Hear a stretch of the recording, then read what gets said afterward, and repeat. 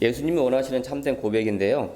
오늘 27절에 사람들이 나를 누구라고 하느냐라고 이렇게 물어보고, 또 29절에 너희는 나를 누구라 하느냐라고 이렇게 물어봅니다. 첫 번째 27절은 사람들이 이제 세상 사람들이 나를 어떻게 생각하는가 물어보는 거고, 29절은 제자들에게 물어보고 있습니다. 그래서 여러 가지 대답이 있는데, 자, 자신의 현상을 말하는 것이 종교적 대답인데, 인간의 생각을 하나님의 뜻에 맞추는 것이 종교적 대답이고, 복음적 대답은 뭐냐? 자신의 생각을 하나님께 맞추는 것이 복음적인 대답입니다. 우리는 근데 베드로가 이렇게 대답을 잘했죠. 주는 그리스도시요 살아계신 하나님의 아들이다. 우리도 하나님 뜻에 우리 생각을 맞추는 모든 제자들이 되었으면 좋겠습니다. 그래서 성경은 예수님이 누구신가에 대해서 증거하기 위해서 기록되었는데요. 그리스도께서 세상에 오셔서 하나님의 뜻을 다 전달하기 위해서 오셨다라는 거예요. 그래서 자기 백성을 다스리며 보호하실 것을 말씀하고 있습니다. 그래서 예수님을 그리스도로 믿는 것이 구원적 신앙이고, 그거 우리 모두 그래서 여기 자리에 모였습니다. 그런데 이스라엘은 종교적으로 타락했다라는 거예요. 하나님께서 자기 백성을 위해서 어떻게 해요? 복음을 주셨는데, 그 복음을 어떻게 율법이라는 항아리에 담아서 복음을 줬다고 계속 알고 있죠. 그래서 그 율법이라는 형식에 담아 주셨는데, 그 당시에 유대인들은 복음을 보지 못하고 율법인 항아리만 봤다는 거예요. 항아리가 중요합니까? 복음이 중요합니까? 복음이 중요하죠. 근데 항아리에 담겨진 복음을 보지 못하고 항아리만 봤다라는 거예요. 요게 뭐예요? 율법주의라. 근데 우리는 복음으로 말하면 사실은 율법도 중요하고 안겨진 내용물도 중요하잖아요. 세상적으로 봤을 때는 항아리만 보일 수 있지만, 우리가 복음을 깨달았지만 복음을 담아준 항아리도 굉장히 중요하잖아요. 우리 사람의 몸도 우리 영혼을 담은 우리 육신도 굉장히 중요하다라는 거예요. 그래서 복음이라는 것을 생각해 보면, 세상적인 관점에서 보면은 세상적으로 성공하기 위해서는 내가 잘 되든지 그쪽이 못 되든지, 그쪽이 잘 되든지 내가 잘못 되든지, 이런 것이잖아요. 이원적인데, 복음은 서로 다 잘 되는 것이 복음이 아닌가, 그런 생각을 해봅니다.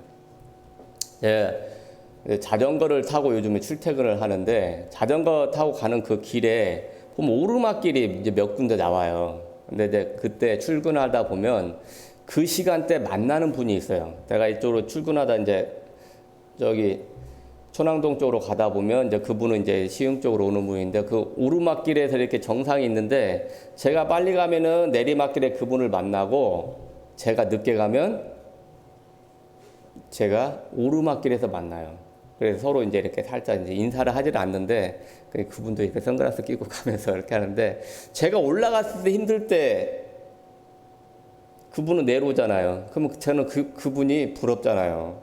또 제가 내려갈 때 하면 그분이 올라올 때 하면은 또 그분이 저를 부러워할 것이고. 근데 이제 며칠 전에는 진짜 이렇게 딱 정상에서 이렇게 딱 만났어요. 서로 미소 짓는 그런 게 딱 이렇게 순간적으로 느꼈는데, 그때 저에게 생각나는 게, 복음이 이런 것이 아닌가, 그런 생각이 들었습니다.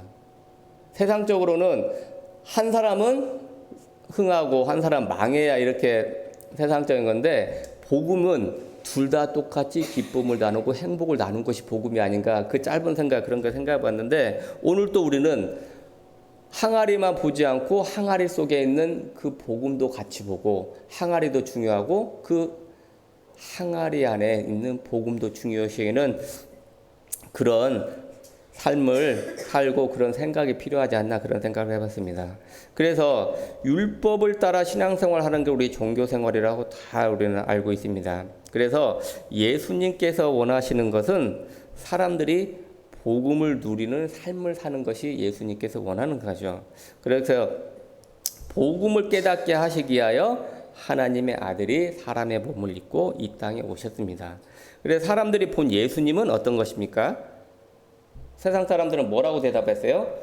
28절에 제자들이 여짜와 이르되 세례 요한이라고 하고 더러는 엘리야 더러는 선지자 중에 하나이다 라고 고백하고 있습니다. 자, 세례 요한으로 본 사람들은 세례 요한의 특징은 뭐냐? 회개하라고 많이 가르쳤다는 거예요. 그는 사람들 앞에서 그들의 죄를 지적하면서 잘못한 부분을 사람들에게 강력히 말한 사람이 세례 요한이었다라는 거예요. 그러면 우리가 잘못한 부분을 지적당했을 때 기분이 좋아요, 안 좋아요? 알면서도 기분이 좋지 않죠. 그래서 듣는 사람들이 신경질 났다는 거예요. 맞는 말이긴 한데 듣고 싶지 않는 거. 그래서 죽여야 속이 시원했는데 결국 헤롯이 요한을 죽였다는 거예요. 그래서 예수님도 세례 요한처럼 회개하기를 촉구했고 바리새인들과 서기관 그리고 종교지들에게 강력한 메시지를 주었는데 결국 예수님도 죽었다라는 거예요.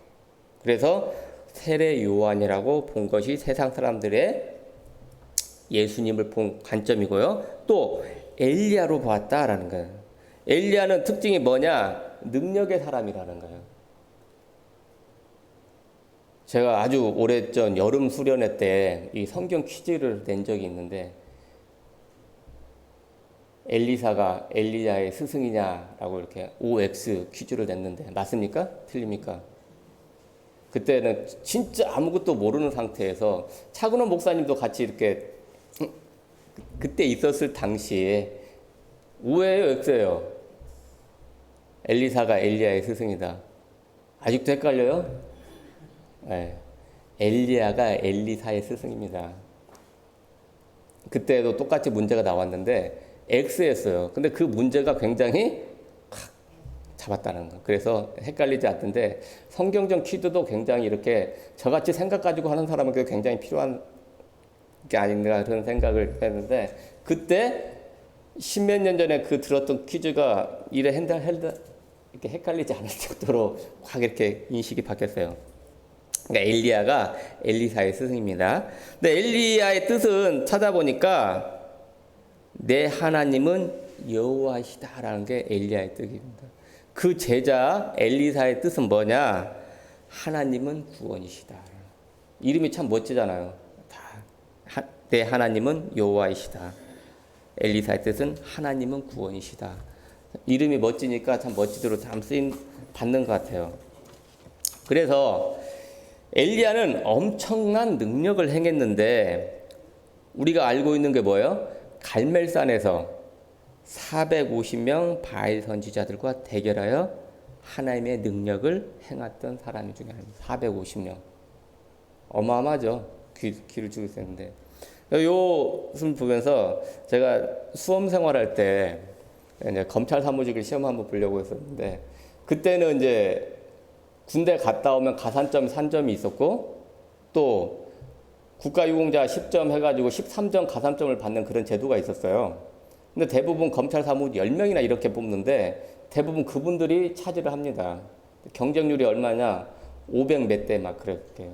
그래서 경쟁률에 벌써 기죽어가지고 하지를 못하는 경우가 있었는데 이 성경을 보면서 경쟁률은 다 허수구나.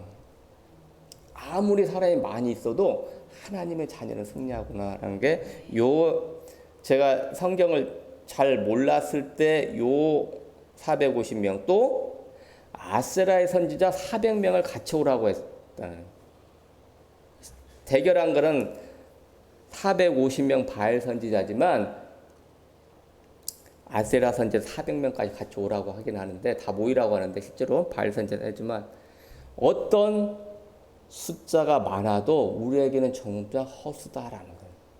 요거 요걸 깨달았는데, 그러니까 경쟁률이 아무리 높아도 하나님이 작정하시고 쓰시고서 우리는 승리할 수밖에 없다는 요 450대 1에서 저는 이렇게 깨달았는데, 근데 그렇게 경쟁할 일이 이제 아무런 없더라고요, 이제는.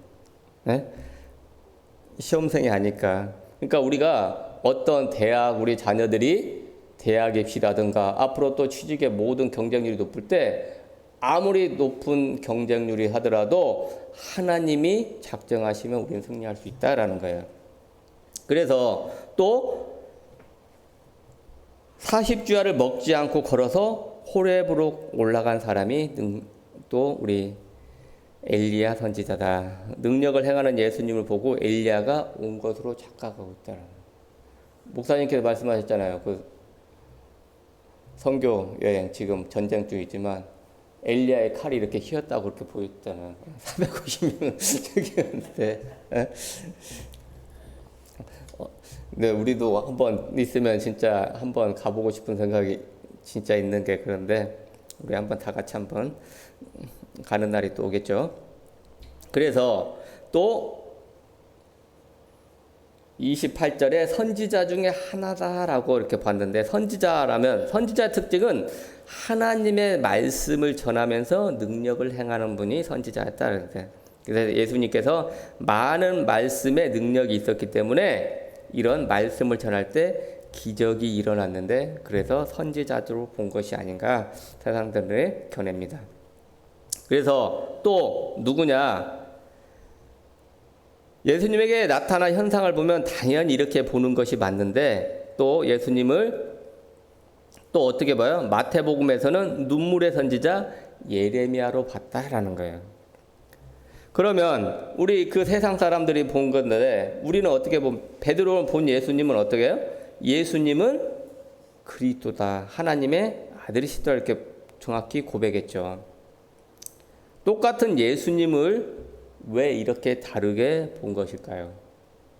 한 사물을 가지고 또 그 예수님을 보고, 그것은 내가 원하는 예수가 어떤 예수인가 따라서 다르게 보고 판단한다는 거예요. 네. 자, 병이 낫기를 원하는 사람이 있는데 병을 고쳐주는 예수님은 어떻게 봐야 돼요? 의사로 볼 수 있다는 거예요. 의사로. 또 베드로는 그리스도라고 정확히 봤는데, 베드로는 그리스도를 기다렸기 때문에, 또 하나님의 약속이기 때문에 그 기다린 그리스도를 정확히 보고 예수님을 고백했다라는 거예요. 그래서 그 기다림터 예수님을 본 것이 깨달은 것이고, 그래서 고백을 했다라는 거예요. 이렇게 바르게 예수님을 본 베드로는 엄청난 축복을 받았다라는 거예요. 우리도 전부 고백을 했죠. 고백을 하고 입으로 시인하고, 또 그래서 어떻게 해요? 베드로가 받은 그 복을 우리도 어마하게 받았습니다. 베드로는 어떻게 반석, 음부의 권세가 이기지 못한 천국 열쇠를 받았습니다. 그래서 우리가 땅에서 매이면 하늘에서 매이고, 땅에서 풀면 하늘에서 풀리는 천국 열쇠를 받았어요. 우리도 똑같이 예수님을 그리스도로 고백하고, 또 우리가 기도하면 응답받는다는 것을 우리도 다 받았습니다.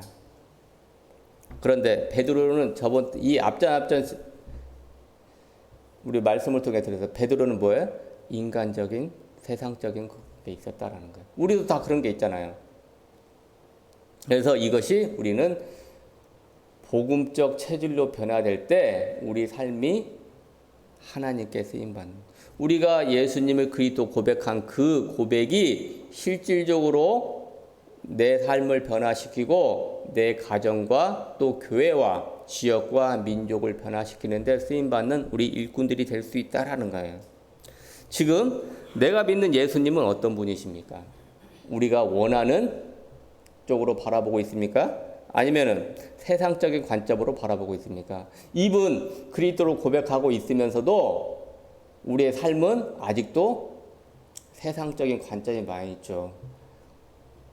지금 이제 3일째 우리끼리 이제 말씀을 전하고 있는데 세상적인 관점엔 작심삼일이라는 게 참 실감나는 그런 게 많이 있지 않습니까? 좀 많이 또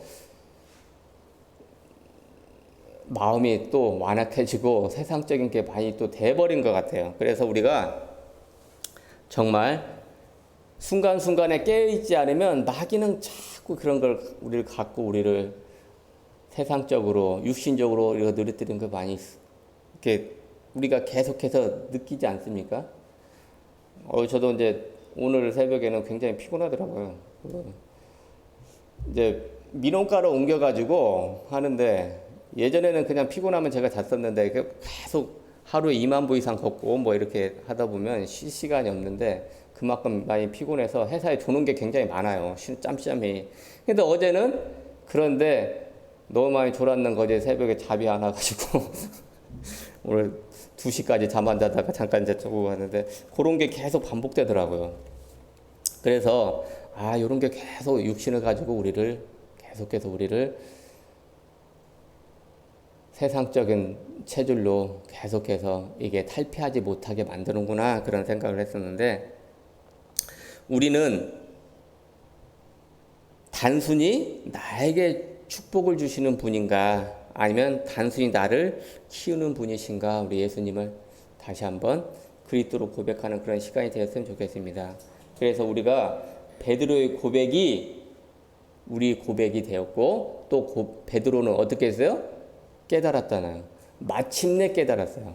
그래서 베드로가 붙잡은 그 말씀이 예수님이 베드로를 부를 때 사람을 닦는 어부가 되게 하리라 그 말씀을 간직하고 있던 베드로는 그 말씀대로 우리는 쓰임을 받아서 하루에 3,000명, 하루에 5,000명을 구원시키는 역사가 일어났다라는 거예요. 우리도 신앙생활 하면서 우리가 정말 내가 아주 자주 쓰는 그런 게 있어. 어떻게? 붙잡은 말씀들이 있잖아요. 사도행전 1장 8절처럼 어떻게? 땅끝까지 예수님이 증인입니다. 그런 말씀 같은 걸 하나를 붙잡고 있으면 그 말씀이 살아있어서 우리 인생을, 우리 삶을 베드로같이 인도할 거라고 믿습니다. 그 말씀이 곧 우리의 생명이 되고 그 말씀은 살아있어서 그 말씀을 붙잡고 기도하고 한 제자들에게는 베드로와 같은 응답이 있을 거라 믿습니다. 우리는 어떤 말씀을 붙잡고 있습니까? 그래서 말씀을 들을 수 있는 예배가 그만큼 중요한데 우리는 계속해서 예배 성공이라는 말씀을 계속해서 기도 제목을 잡고 있어요. 우리 예배 성공하고 있습니까? 기도 성공하고 있습니까? 전도 성공하고 있습니까? 성공하지 못하면 입으로만 하고 실제 행하지 못하는 그런 삶이 살고 있다는 거예요. 올해 우리 교회가 표가 뭡니까? 알물더머 실천으로 가는 거예요. 알물더머. 우리는 다 알고 있어요. 근데 실천이 안 되는 거예요. 실천이. 세상 사람들과 똑같은 삶을 살고 있다는 거예요. 뭐예요? 작심삼일 삶을 살고 있다는 거예요. 그래도 작심삼일 되더라도 계속해서 또 작심하고 작심할 때 우리 체질이 복음의 체질로 변화될 줄 믿습니다. 그래서 언젠가는 정말 하나님의 뜻을 위해서 깨닫고 또 베드로처럼 순교하는 그런 삶을 우리도 사는 날이 곧 오리라 믿습니다. 오신 분들도 있을 수 있죠. 그럼 우리는 계속해서 우리를 부르신 사명, 우리가 사명이 있기 때문에 불렀잖아요. 그냥 부르신 게 아니잖아요. 그것을 위해서 우리가 쓰임받는 모든 제자들이 되었으면 좋겠습니다. 그래서 오늘 고백하고 또 우리 삶 속에서 누리는 시간 되었으면 좋겠습니다. 기도하겠습니다. 하나님 아버지 감사합니다. 베드로의 고백이 우리 고백되길 원합니다. 하나님 베드로처럼 어마어마한 복을 받고 우리도 하나님 나라에 쓰임받는 일꾼 되길 원합니다. 하나님 입으로만 고백하는 게 아니라 실질적으로 행동하는 그런 고백 되게 하여 주옵소서. 행하는 믿음 되게 하여 주옵소서. 그래서 오늘 하루도 승리하게 하여 주옵소서. 그렇게 하실 줄 믿고 감사드리며 예수 그리스도 이름으로 기도드렸습니다.